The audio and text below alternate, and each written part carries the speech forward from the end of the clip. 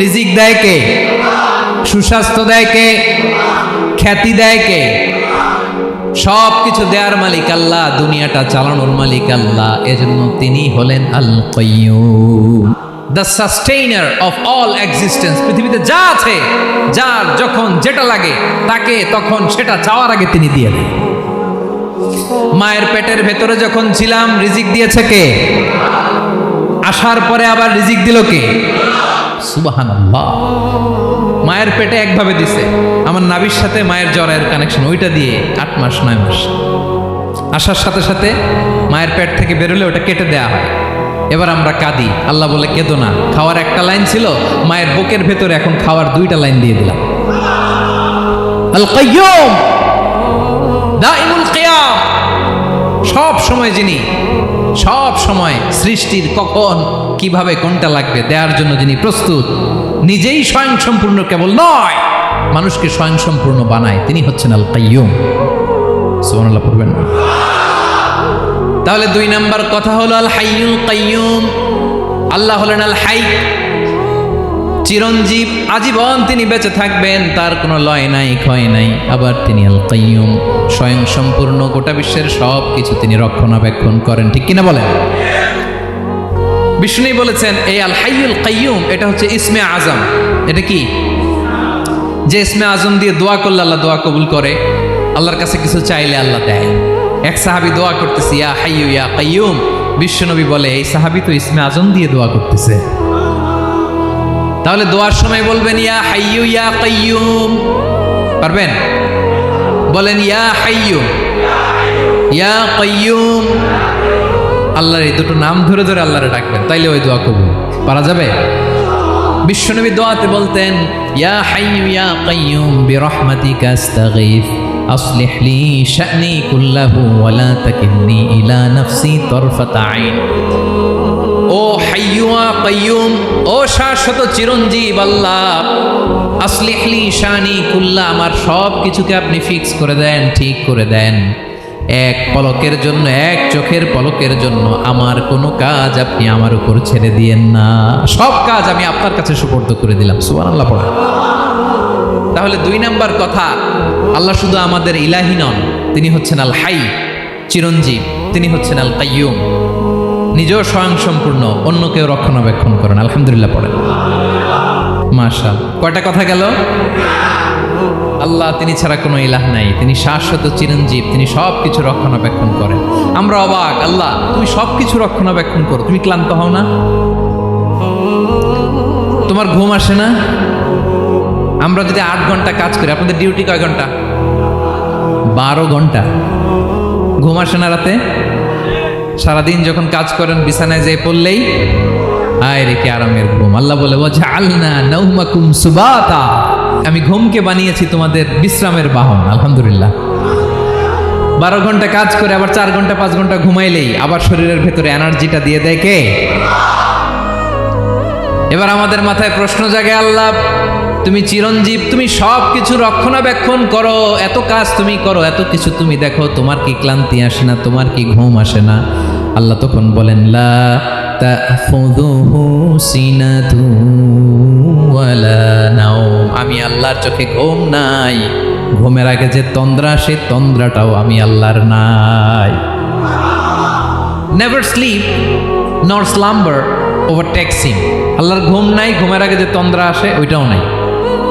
একটা হচ্ছে গভীর ঘুম, এটার বলে নাওম, আর একটা হলো সিনা, বৈশা আছি গাড়িতে ঝিমাইতেছে, এরকম হয় না? পুরা ঘুমটা এখনো আসে নাই, কিন্তু একটু ঝিমুনি ঝিমুনি ভাব। আল্লাহ বলে ঘুম তো আমি আল্লাহর নাই, ঘুমের আগে যে ঝিমানি আসে ওই ঝিমানিটাও নাই।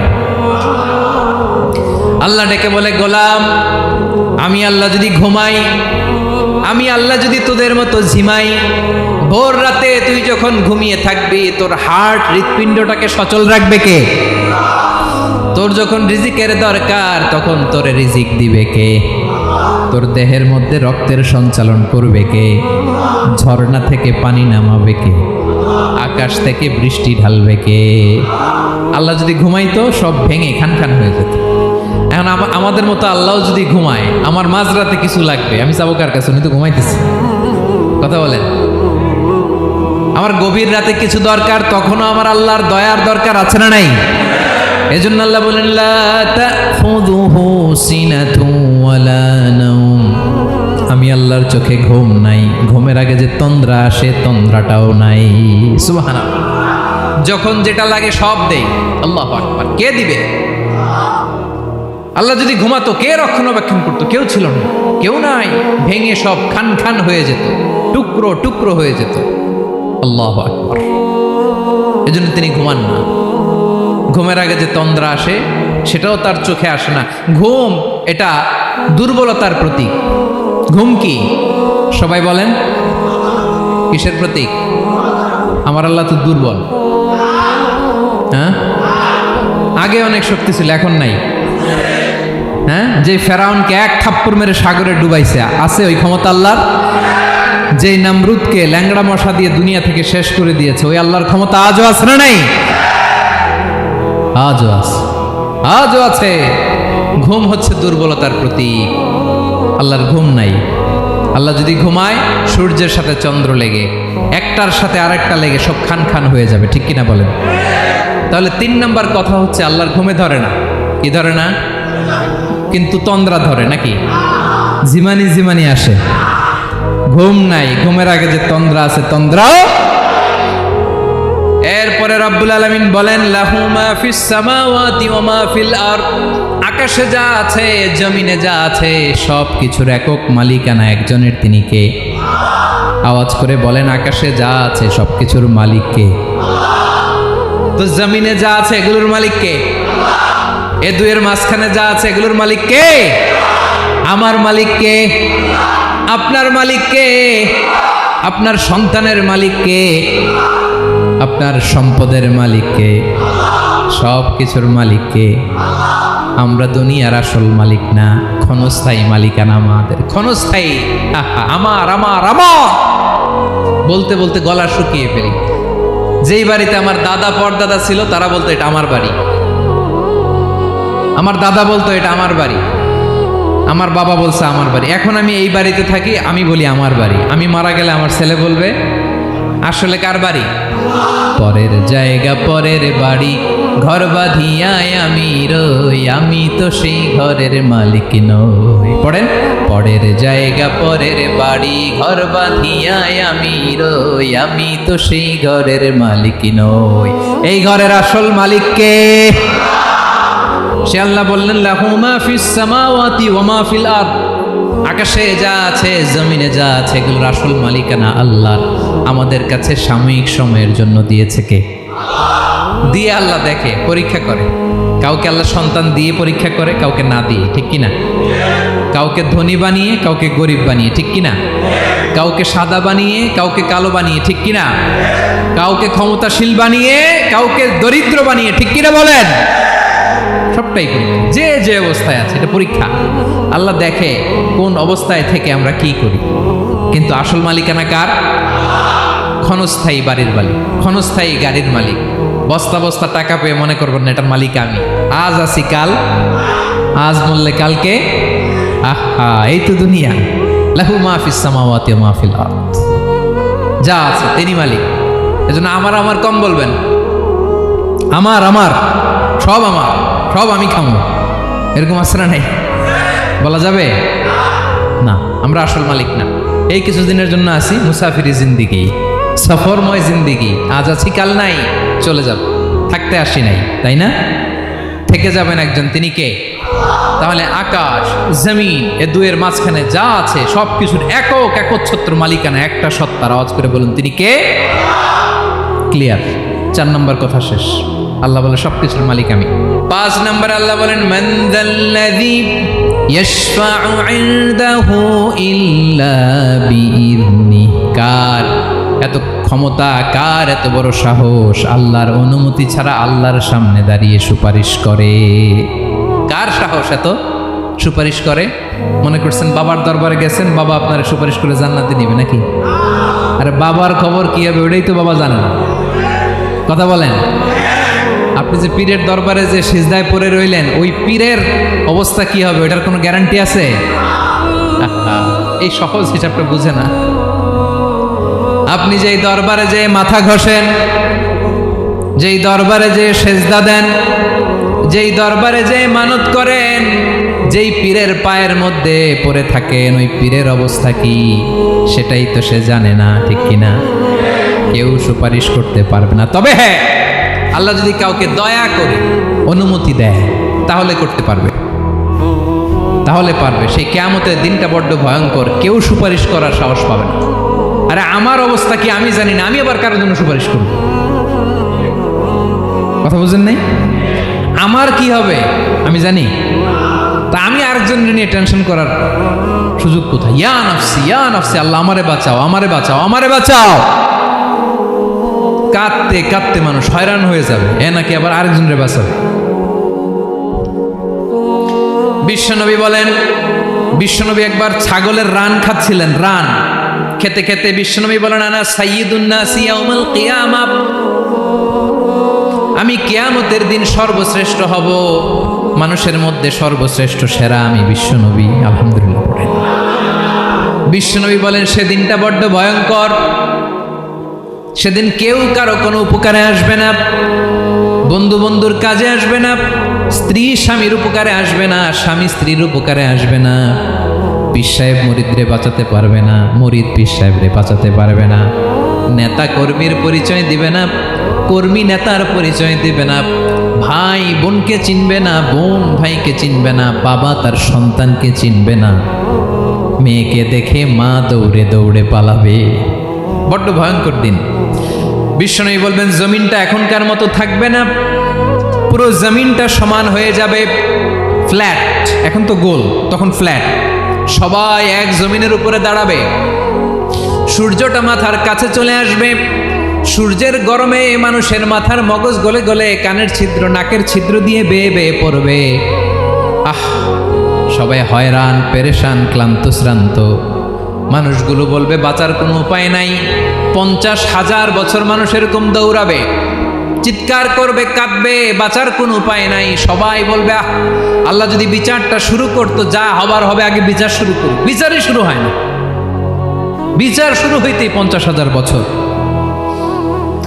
আল্লাহ, 50,000 বছর, 5,000, 15,000 না, 50,000 বছর এরকম যাবে।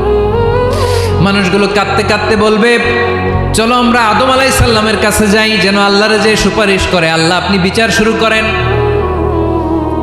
কিয়ামতের ময়দানে সবাই মিলে সাইয়েদনা আদম আলাইহিস সালামের কাছে যেয়ে বলবে, ইয়া আবাল বাশার, ইয়া আউয়ালাল আম্বিয়া, ও আদম নবী, আপনি দুনিয়ার বুকে প্রথম নবী, আল্লাহ নিজ হাতে আপনারে 60 হাত লম্বা করে বানিয়েছেন, আপনার সম্মানে ফেরেশতাদেরকে সেজদা দিতে বলেছেন, দুনিয়ার প্রথম নবী, প্রথম মানুষ আপনি, আপনি আল্লাহরে যে সুপারিশ করেন যেন আল্লাহ বিচার শুরু করে।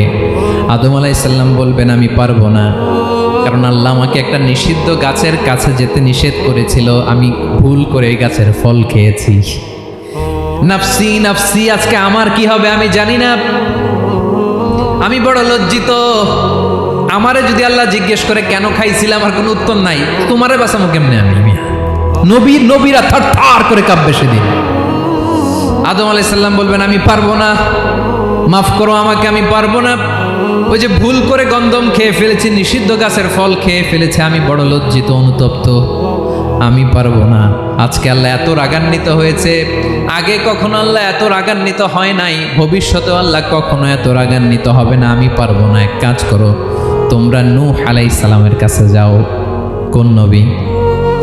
লোকেরা এবার পাগলের মতো দৌড়াতে দৌড়াতে আল্লাহর নবী নূহ আলাইহিস সালামের কাছে যেয়ে বলবে, ইয়া নবী আল্লাহ নূহ, আনতা আউয়ালুর রাসূলি ফিল আরদ, আপনি জমিনে প্রথম রাসূল। আদম আলাইহিস সালাম নবী ছিলেন, রাসূল ছিলেন না, এই দুনিয়ার বুকে প্রথম রাসূল ছিলেন আল্লাহর নবী নূহ আলাইহিস সালাম। সবাই বলবে, ও নবী আল্লাহ নূহ, রাসূল আল্লাহ নূহ, আল্লাহ আপনাকে আবদান শাকুরা, শুকর গুজার বান্দা বলে কোরআনে বলেছে। কোরআনে নূহ আলাইহিস সালামের নামেও সূরা আছে না নাই? আপনি আল্লাহর প্রিয় বান্দা, প্রিয় রাসূল। দেখেন আমাদের কি দশা, ঘামতে ঘামতে শেষ, জমিনটা তামার জমিন, সূর্যটা মাথার কাছে, কি করবো আর পারি না, ঘামতে ঘামতে আর কত ঘামবো, কত দাঁড়িয়ে থাকবো। আল্লাহরে যে বলেন বিচার যেন শুরু করে। নূহ আলাইহিস সালাম বলবেন, আমিও পারবো না, আমিও পারবো না, আমি আমার ছেলের জন্য এক কথা বলে ভুল করে ফেলছি, যখন মহাপ্লাবন হবে আমি বললাম, আল্লাহ আমার কলিজার টুকরা সন্তান রে বাঁচান। আল্লাহ বললেন, ও নূহ, সে তোমার সন্তান না, কারণ সে ঈমান আনে নাই, সে পাহাড়ের উপর দাঁড়িয়েছে, দেখি কেমনে সে বাঁচে। ওই যে আমি একটা না বুঝে আবদার করেছি, আল্লাহ আমার উপর রেগে গিয়েছিলেন। আজকে আল্লাহ ওই ব্যাপারে যদি আমারে প্রশ্ন করে, আমার কোনো জবাব নাই, আমি পারবো না, মাফ করো। তোমরা সবাই মিলে আল্লাহর খালিল ইব্রাহিম আলাইহিস সালামের কাছে যাও। লোকগুলো পাগলের মতো খুঁজতে আরম্ভ করবে, অযুত লক্ষ নিযুত কোটি মানুষের ভিড়ে আল্লাহর খালিল ইব্রাহিমকে যেয়ে বলবে, ইয়া খালিলুল্লাহ, ও আল্লাহর খালিল, আল্লাহ আপনাকে বড্ড ভালোবেসেছেন, আপনি কাবা বানিয়েছেন, আল্লাহ আপনাকে বড্ড পছন্দ করেন। দেখেন আমাদের কি অবস্থা। আপনি যে আল্লাহর কাছে সুপারিশ করেন যেন আল্লাহ আজকে বিচার শুরু করে। আল্লাহর নবী ইব্রাহিম বলবেন, আমিও পারবো না, আমি আমার জীবদ্দশায় 3টা মিথ্যা বলেছি। কয়টা? আসলে মিথ্যা না, একটু টুইস্ট করে কৌশল করে কথা বলেছিলেন, ওইটাকে হাদিসে মিথ্যা বলা হয়েছে। আমি জীবনে 3টা মিথ্যা বলেছি, জীবন বাঁচানোর তাগিদে কৌশল করে 3টা কথা বলেছি। আজকের এই কঠিন ময়দানে আল্লাহ যদি ওই 3টা কথার ব্যাপারে জিজ্ঞেস করে, লজ্জায় আমি মাথা দেখাতে পারবো না, আমিও পারবো না, আমিও পারবো না। আজকে আল্লাহ এত রেগে আছে, আগে কখনো এত রাগে নাই, পরেও রাখবে না। তোমরা সবাই মিলে বনি ইসরাইলের নবী মূসা আলাইহিস সালামের কাছে যাও। সবাই এবার যাবে মূসা আলাইহিস সালামের কাছে, যেয়ে বলবে, ইয়া নবী আল্লাহ মূসা, আপনি ছিলেন কালিমুল্লাহ, আল্লাহর সাথে সরাসরি কথা বলতেন। রব্বুল আলামিন আপনাকে তাওরাত কিতাব দিয়েছেন, আপনি যে একটু সুপারিশ করেন। আল্লাহর নবী মূসা বলবেন, মাফ করো, আমিও পারবো না, আমি দুনিয়ার বুকে ভুল করে একটা মানুষকে মেরে ফেলেছি। আমি মারছিলাম আদব শিক্ষা দেওয়ার জন্য এক থাপ্পড়, থাপ্পড়ে যে ওই লোক মরেই যাবে আমি জানতাম না। আজকে আল্লাহ যদি জিজ্ঞেস করে কেন মারলা, জবাব আছে? ওই লজ্জায় আমি অনুতপ্ত, আমি পারবো না, আমার এই কথা বলো না। আজকে আল্লাহ বড্ড রেগে আছে, আমি পারবো না। তোমরা আল্লাহর নবী ঈসা আলাইহিস সালামের কাছে যাও। কিয়ামতের ময়দানে মানুষগুলো পাগল পাড়া হয়ে আল্লাহর নবী ঈসা আলাইহিস সালামের কাছে যাবে, যে বলবে, নবী ঈসা আপনি রূহুল্লাহ, বাবা ছাড়া আল্লাহ আপনাকে বানিয়েছেন, ইনজিল কিতাব দিয়েছেন, মৃত মানুষকে আপনি জীবিত করতে পারতেন। আজকের এই কঠিন বিপদের দিনে আপনি আমাদের সাহায্য করেন। আল্লাহর কাছে যে বলেন যেন বিচার শুরু করে। ঈসা আলাইহিস সালাম বলবেন, আমিও পারবো না, ইন্নী উবিদতু মিন দুনিল্লাহ, আমার উম্মত খ্রিস্টানেরা আল্লাহরে বাদ দিয়ে আমি ঈসার ইবাদত করেছে। আমার মা ম্যারি আর আমাকে ডাকতো জেসাস ক্রাইস্ট, আমার ইবাদত করেছে, যদিও আমি আমার ইবাদত করতে বলি না। ঈসা আলাইহিস সালামও ইবাদত করতে বলেছেন একজনের, তিনি কে? আল্লাহর নবী ঈসা আলাইহিস সালাম বলবেন, আমিও পারবো না, আজকে আল্লাহ অনেক রেগে আছে, আমি পারবো না। তবে একটা পরামর্শ দিতে পারি, একটা সাজেশন দিতে পারি। আজকের দিনে এই কঠিন মুসিবতের কালে, এই কঠিন সময়ে কেউ আল্লাহর দরবারে দাঁড়িয়ে একটা টু শব্দ করার ক্ষমতা কারো নাই, একমাত্র আখিরি জামানার পয়গম্বর বিশ্বনবী মুহাম্মদুর রাসূলুল্লাহ ছাড়া। মানুষগুলো এবার আগুনের মধ্যে পানি দিলে যেমনি আগুন নিভে যায়, দাউ দাউ করা হৃদয়ে জ্বলন্ত আগুন তাদের ঠান্ডা হবে। কিয়ামতের ময়দানে ওই বিভীষিকাময় সময়ে মুসিবতের কালে মানুষগুলো পাগল হয়ে বিশ্বনবীকে খুঁজতে আরম্ভ করবে। সবাই মিলে বিশ্বনবীর কাছে যেয়ে বলবে, ইয়া রাহমাতাল লিল আলামিন, ইয়া খাতামান নবীন, রাহমাতাল লিল আলামিন। দেখেন আমাদের কি অবস্থা, কি কঠিন বিপদে আমরা আছি, দাঁড়াতে পারি না, সূর্যের আলোতে ঘেমে হয়রান। আজকে কেউ সুপারিশ করতে পারবে না। সব নবীরা অপারগতা স্বীকার করেছে, তারা বলেছে আপনি ছাড়া কেউ নাকি আল্লাহর সামনে দাঁড়াতে পারবেন না, আপনি একটু সুপারিশ করেন। বিশ্বনবী বলবেন, আসো আসো, আজকের দিনে আমি ছাড়া আল্লাহর সামনে কেউ দাঁড়াতে পারবে না। বিশ্বনবী মাকামে মাহমুদে যে আল্লাহু আকবার বলে সিজদায় লুটিয়ে পড়বেন। আল্লাহ রাব্বুল আলামিন বিশ্বনবীকে এমন কিছু চমৎকার শব্দ শিখাবেন, ওই শব্দগুলো দিয়ে আল্লাহর প্রশংসা করে বিশ্বনবী কাঁদতে আরম্ভ করবেন। বিশ্বনবী এমন ভাবে অজর দ্বারায় সিজদায় লুটিয়ে পড়ে কাঁদবেন, রব্বুল আলামিনের রহমতের দরিয়ায় জোশ লেগে যাবে। রব্বুল আলামিন এই দৃশ্য থেকে সহ্য করতে পারবেন না। রব্বুল আলামিন বলবেন, ইয়া মুহাম্মদ ইরফা রাসাক, ও নবী আপনি মাথা তোলেন। মাথা তোলেন, আপনার কান্না আমি সহ্য করতে পারি না। নবী আপনি মাথা তোলেন, সাল তুতা, আজকে আপনি যা চাবেন তাই দেব। নবী আপনি সিজদা থেকে মাথা তুলেন, সাল তুতা, যা চাবেন তাই দেব। ওয়াশফা তুশাফা, যার জন্য সুপারিশ করবেন তার সুপারিশ কবুল করে নেব। বিশ্বনবী এবার মাথা তুলবেন। যে বিভীষিকাময় সময়ে প্রত্যেক নবী বলেছেন আমি পারবো না, প্রত্যেক নবী বলেছেন নফসি নফসি, আমার কি হবে আমি জানি না, আল্লাহ আমারে বাঁচা। প্রতিটি নবী বলবে নফসি নফসি, আল্লাহ তুমি আমারে বাঁচাও আমারে বাঁচাও। বিশ্বনবী মাথা তুলবেন, তুলে বলবেন রব্বি হাবলি উম্মতি, আল্লাহ তুমি আমার গুনাহগার উম্মতকে বাঁচাও। এই দুনিয়ার বুকে রব্বুল আলামিন সব নবীকে একটা করে দাওয়া মুস্তাজাবা দিয়েছেন, মানে যে দোয়া করলে কবুল হয়ে যায় সাথে সাথেই। দাও বিহা, দুনিয়ার সব নবীরা ওই দোয়াটা দুনিয়ায় করে ফেলেছে। সব নবীকে আল্লাহ একটা করে দোয়া দিয়েছেন, নবী দোয়া করলেই কবুল। সব নবীরা ওই দোয়া করে ফেলেছে দুনিয়াতে। বিশ্বনবী বলেন আমি করি নাই। ওয়া ইন্নী আখতাবিউ দাওয়াতি শাফাআতান লি উম্মতি ইয়াউমাল কিয়ামাহ, আমার ওই স্পেশাল দোয়াটা আমি দুনিয়ার বুকে কঠিন বিপদে পড়েও কোনোদিন করি নাই। আমি আমার স্পেশাল দোয়াটা কিয়ামতের দিন আমার গুনাহগার উম্মতকে সুপারিশের জন্য রেখে দিয়েছি। আল্লাহ বলবেন নবীর ফারাসাক, মাথা তোলেন, আর কাটবেন না। বিশ্বনবী মাথা তুলবেন, আল্লাহ বলবেন সাল তুতা, আপনি যা চাবেন তাই দেব। ওয়াশফা তুশাফা, সুপারিশ করেন সুপারিশ কবুল করব। বিশ্বনবী বলবেন আল্লাহ ওই স্পেশাল দোয়াটা দুনিয়াতে করি নাই, আজকে আমি তোমার দরবারে দাঁড়িয়ে কিয়ামতের দিন ওই দোয়াটা করছি। আল্লাহ আমার যে উম্মতের হৃদয়ে যাররা পরিমাণ ঈমান আছে, আমার একটা উম্মতকেও তুমি জাহান্নামে ঢুকাতে পারবা না। বিশ্বনবী পাগলের মতো একবার হাউজে কাউসারে যাবেন, একবার সিরাতে যাবেন, একবার পুলসিরাতের দিকে, একবার হাউজে কাউসারের দিকে পাগলের মতো দৌড়াতে থাকবেন। তার কোনো গুনাহগার উম্মত যাতে জাহান্নামে ঢুকে না যায়, সেদিন কেউ সুপারিশ করতে পারবে না বিশ্বনবী ছাড়া। এজন্য 5 নম্বর আল্লাহ বললেন মান যাল্লাযী ইয়াশফাউ ইনদাহু ইল্লা বিইযনিহি, কার সাহস আছে, কার এত বড় বুকের পাটা কিয়ামতের কঠিন দিন আল্লাহর সামনে দাঁড়িয়ে সুপারিশ করবে? কারো ক্ষমতা নেই, কারো ক্ষমতা নাই। বিশ্বনবী সেদিন সিজদায় পড়ে উম্মতের জন্য কাঁদবেন, সবাই কাঁদবে নফসি নফসি, আল্লাহ আমারে বাঁচাও আল্লাহ আমারে বাঁচাও। বিশ্বনবী বলবেন উম্মতি উম্মতি, বিশ্বনবী আমার জন্য কাঁদবেন, আপনার জন্য কাঁদবেন, আমাদের জন্য সেদিন কেঁদে কেঁদে জাহান্নামের দরজায় দাঁড়িয়ে আমাদেরকে টেনে টেনে জান্নাতে ঢুকাবেন। এজন্যই বিশ্বনবীর ভালোবাসা যেন আমাদের হৃদয়ে ভরপুর থাকে। আমার ভাইয়েরা, প্রতি শুক্রবার বিশ্বনবীর উপরে বেশি বেশি যেন আমরা দুরূদ পড়ি। আমরা যখন বিশ্বনবীর সালাম দেই, দুরূদ পড়ি,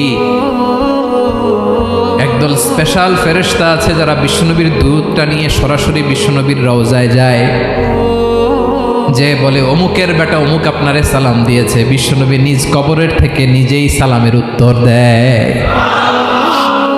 বিশ্বনবীর ভালোবাসা যেন আমাদের হৃদয়ে থাকে, বিশ্বনবীর সুন্নাহ দিয়ে যেন আমাদের জীবনটাকে সাজাই। পারা যাবে ইনশাআল্লাহ। বিশ্বনবীর ভালোবাসা ছাড়া কেউ জান্নাতে ঢুকতে পারবে? বিশ্বনবীর পক্ষে আমরা বলবো, বিশ্বনবীর পক্ষে আমরা লিখব, বিশ্বনবীর জন্য আমরা আমাদের কলিজার রক্ত বিলিয়ে দিব, ঠিক কিনা বলেন?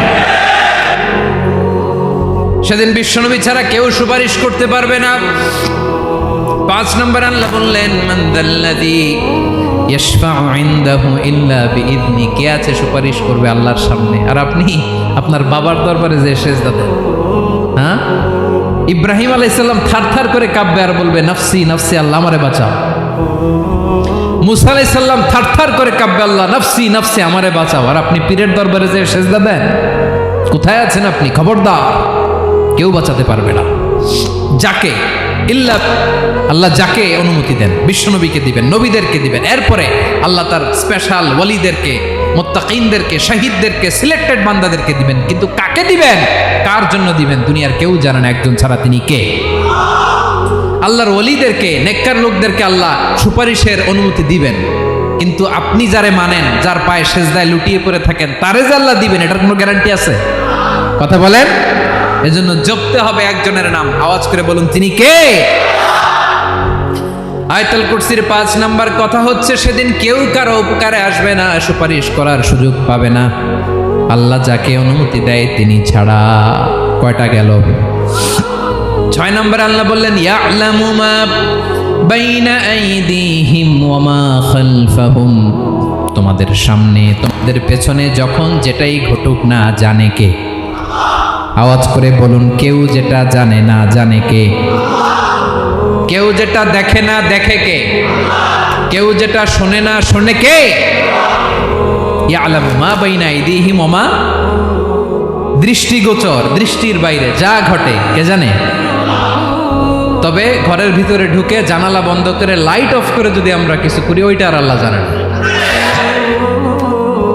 হ্যাঁ, জানে? ওইটাও জানে।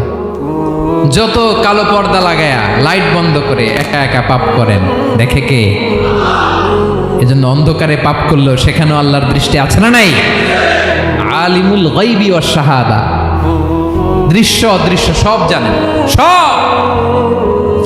আল্লাহ বলেন, ওয়া আসিররু কাওলাকুম আও ইজহারু বিহি ইন্নাহু আলিমুম বিদাতিস সুদূর। প্রকাশ্যে করো কিংবা গোপনে করো, সব জানেন।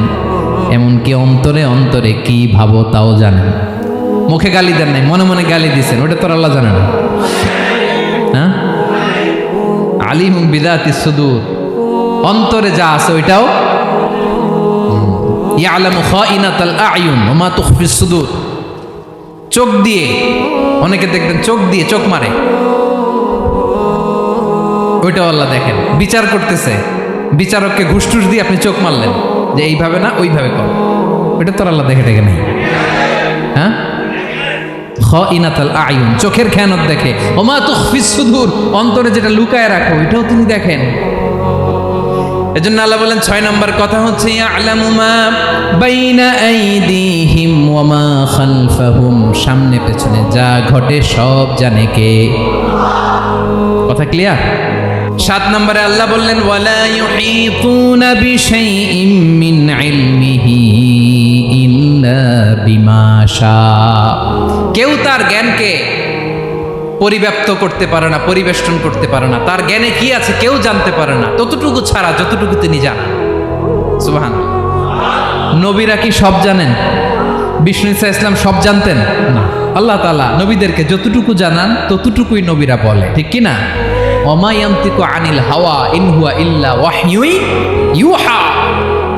আল্লাহ যতটুকু জানায় নবীরা ততটুকু বলতে পারে, এর বাইরে বলতে পারে না।